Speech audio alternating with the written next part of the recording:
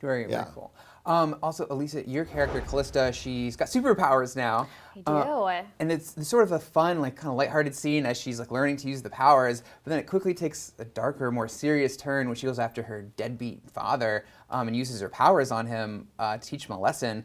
So would you say that her powers are kind of turning her to the dark side, or is that more of, like, a righteous anger of just getting her frustration out?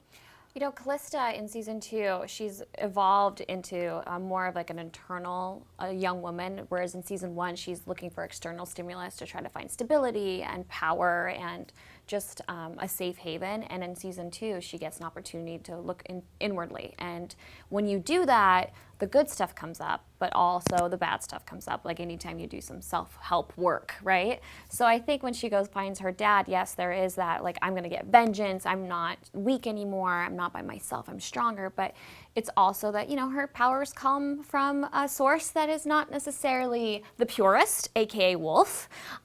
So how do you balance these amazing abilities that don't necessarily come from the best well of knowledge that's pure, you know? Yeah. So I think it is part Calista trying to find vengeance and some kind of comfort, but it's also where they're coming from, and is that stimulated and heightened because, you know, they're wolf's powers. Yeah. And 500 other people that he ate powers. But the segment in the beginning was so much fun, and that's something Brian and I talked about a lot, was that's the best part of, like, Spider-Man is, like, when he's trying to find his spider senses, right? And so it was such a great segment to shoot, to be able to, like, well, just because you can fly, can you land? And can you pick up a car? And if you sneeze, does, like, everything blow up? Or what happens? And that was such a fun conversation to have, and then to explore, and as an actress, to play out and act. And I've never done any of those things before, so luckily, as Callista's learning, I'm literally learning on set. I was like, oh, I'm going 60 feet in the air. and everyone's there watching, they're like, be scared. I'm like, no problem,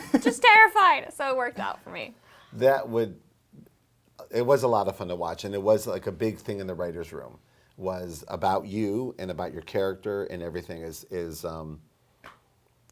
we have the birth of a hero, like a birth of a hero in the modern day with modern sensibilities, and with that, here's a character with literally an angel and devil on her shoulder, not literally, but, like, you know, there's an angel and devil on her shoulder, and watching her wrestle with that throughout the season is a big deal. So we thought about, like, anytime we're not on the case, it's got to be a very important piece of that, right? And so, because it does all come together eventually, like, you know, she's a part of the Retro Girl storyline, but when we're cutting away from the ticking clock, I get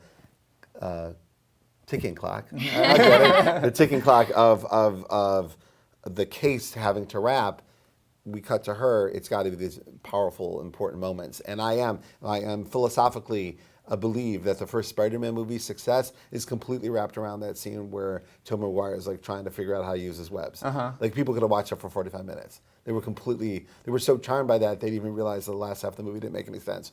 So it's a great part of the genre that we wanted to do our version of. Yeah, and I do like that, you know, they'd come from wolf, so there's a bit of that darkness still there. No, and also she had a list of things she would do if she had power, and they were all, I'm going to mess up this person. She's going to, you know, get revenge on this. She's going to take her list of things of fixing those who did her wrong is the first thing, and then she needs to get her powers.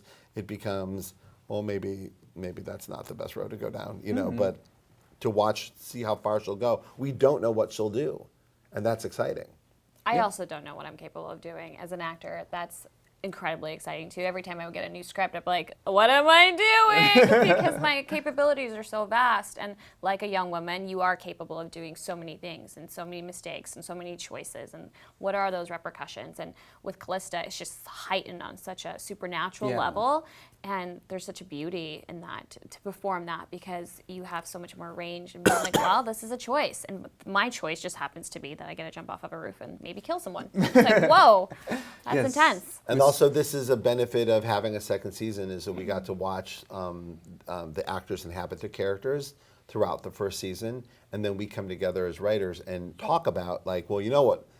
And sometimes they're inhabiting, and also they're interacting with the other actors offset and onset in ways that will be surprising and that will inform us as writers and go, oh, we should do more of that. You know what I mean? Like, you and Logan became buds, and we're like, we got it. They're fun to watch. Just being friends. We should get them together. And then even that conversation about like, how could they possibly be friends after everything we did the first season, and just and watching you like want to be like you wanted to be a superhero. Like you wanted the costume and you wanted. Yeah. So to write into that much. was a lot of fun.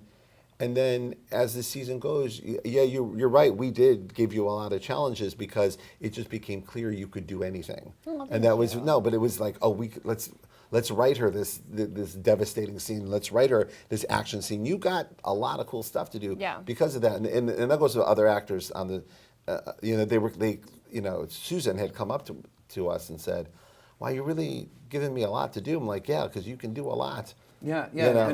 It sounds like there's a lot more to expect from the rest of the season. Well, and it's also not far off from my day job as a comic book writer. Once you're working with a comic book artist, you realize, oh, look what they can do that they haven't been able to do yet. Mm-hmm. And I've had that luck with a lot of collaborators where you can clearly see, oh, they would do this amazingly. So no one lets them do it, and then you let them, and they go nuts.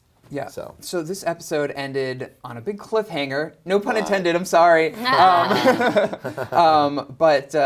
So between that, like it looks like he committed suicide at the end. That's what it looks like. And then there was the car exploded. Like they should have been in the car, right? We really blew up that car, by the way. You did. Yes. Yeah. Okay. You can blow up cars in downtown Atlanta. No one even notices. Good to know. Good to know. No one even blinked.